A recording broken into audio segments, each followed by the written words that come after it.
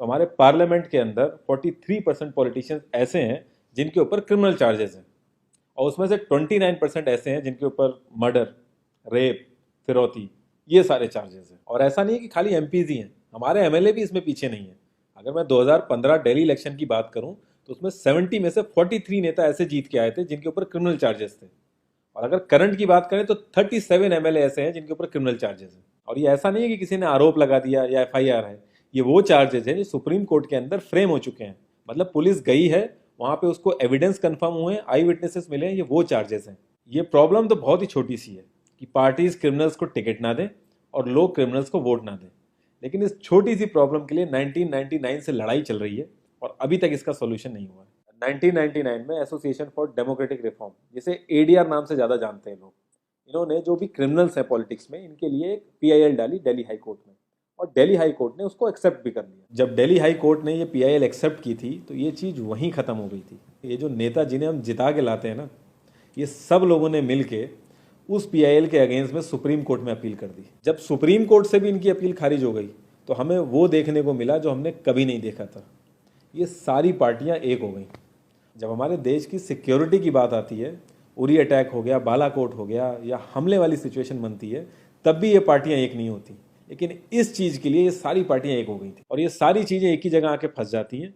India के कानून के हिसाब से जब तक किसी भी आदमी के ऊपर फाइनल जजमेंट नहीं आता तब तक वो बेकसूर है, और उसी चीज़ का फायदा उठता है। अगर कोई आईएएस पीसीएस की तैयारी कर रहा है और उसके ऊपर क्रिमिनल चार्जेस हैं तो उसे ऑफर लेटर नहीं मिलेगा। यहाँ तक कि क्लर्क की जॉब के लिए उसको दिक्कत आ जाएगी। लाखों कैदी ऐसे हैं जिन पे अभी जजमेंट नहीं आया है, जो अंडर ट्रायल है, उनको जेल में डाल रखा है।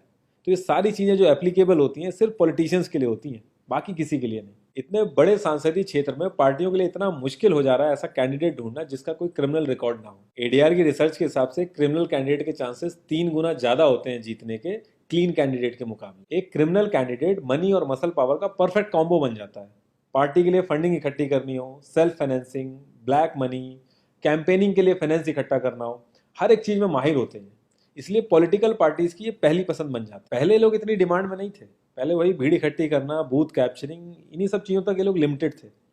लेकिन ये जैसे से इनकी वर्सेटैलिटी बढ़ती गई, ये पॉलिटिकल पार्टीज की पहली पसंद बनते गए। यार पार्टीज की मजबूरी तो समझ में आती है, लेकिन कास्ट और सिस्टम फेलियर की वजह से लोगों की भी मजबूरी बन जाती है इनको वोट देना। आज की डेट में यार एफआईआर करने के लिए भी आपको जुगाड़ की जरूरत होती है, लेकिन वहीं अगर आप अपनी कास्ट वाले नेता के पास जाओगे तो आपका काम हो जाएगा, थोड़ा बहुत आपका हिसाब किताब देखेगा, आपका काम कर देगा वो। तो ये जो सिस्टम कमजोर है, ये मजबूर करता है लोगों को इन लोगों को वोट देने के लिए, और ये लोग पूरा ध्यान रखते हैं कि ये सिस्टम कभी स्ट्रांग ना हो। अगर तुम क्लोजली ऑब्जर्व करो तो हर नेता यही तो समझाने की कोशिश कर रहा है कि सिस्टम सारा खराब है, सिस्टम में ये कमियां हैं, और मैं तुम्हें इस सिस्टम से बचा लूंगा। और गरीबों के हक के लिए लड़ते लड़ते लड़ते वो खुद अमीर हो जाता है। यार जीतने का एक सुपर हिट फॉर्मूला है, एक एरिया डिसाइड करो, उस एरिया की कास्ट कैलकुलेशन कर लो, जो कास्ट मेजोरिटी में है उसका रॉबिन हुड टाइप या एक बाहुबली टाइप एक नेता खड़ा कर दो। जो सिस्टम काम नहीं कर पा रहा है वो काम तुम करने लगो, लोग तुम्हें वोट देने लगेंगे। इन केस अगर कोई ज़्यादा होशियार बन रहा है या लोगों में ज़्यादा समझ आ गई है तो एक छोटा सा दंगा करा दो, लोगों की मजबूरी बन जाएगा तुम्हें वोट करना। Centre for media studies CMS, इसके हिसाब से लास्ट लोकसभा जो 2019 का था उसमें 50,000 करोड़ से भी ज़्यादा पैसा इन्वॉल्व था।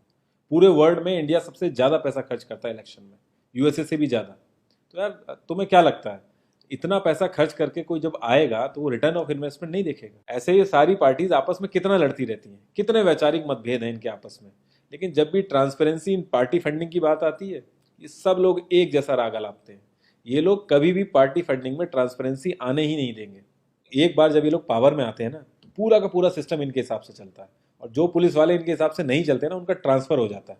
144 पुलिस ऑफिसर्स 1 लाख लोगों की सिक्योरिटी देख रहे हैं, और जब हमारे नेताओं की बात आती है तो 47,000 पुलिस वाले 14,842 नेताओं को सिक्योरिटी दे रहे हैं।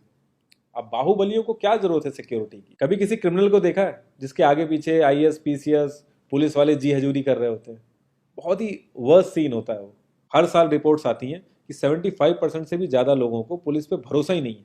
इंडिया एक लौती ऐसी जगह है जहां पे पुलिस को देख के इंसान सेफ फील करने की बजाय डरता है। एक 15 साल के बच्चे तक को पता है कि आईपीएल में सट्टा लगाने के लिए किसके पास जाना है, लेकिन हमारी पुलिस को नहीं पता।